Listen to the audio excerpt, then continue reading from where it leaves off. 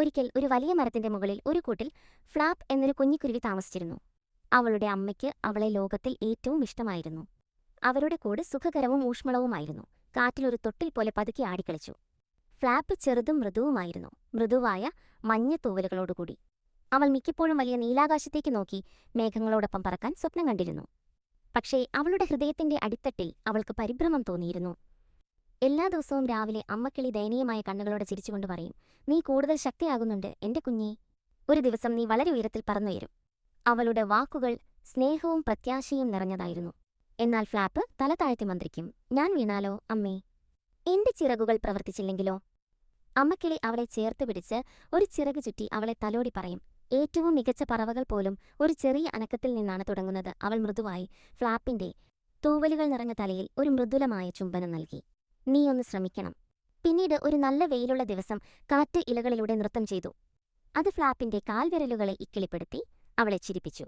അവൾ കൂട്ടിലിന്റെ അരികിലേക്ക് മെല്ലെ നടന്നു താഴേക്ക് എത്തിനോക്കി. താഴെയുള്ള നിലം വളരെ അകലെയാണെന്ന് തോന്നി. അവളുടെ ചെറിയ ഹൃദയം വേഗത്തിൽ മിടിക്കാൻ തുടങ്ങി. അമ്മക്കിളി അവളുടെ അടുത്ത് നിന്നിട്ട് മൃദുവായി മന്ത്രിച്ചു, "താഴേക്ക് നോക്കരുത്, ആകാശത്തിലേക്ക് നോക്കൂ. നിന്റെ ചിറകുകളിൽ വിശ്വസിക്കൂ. ഞാൻ എപ്പോഴും അടുത്തുണ്ട്." ഫ്ലാപ്പ് അവളുടെ അമ്മയുടെ കണ്ണുകളിലേക്ക് നോക്കി.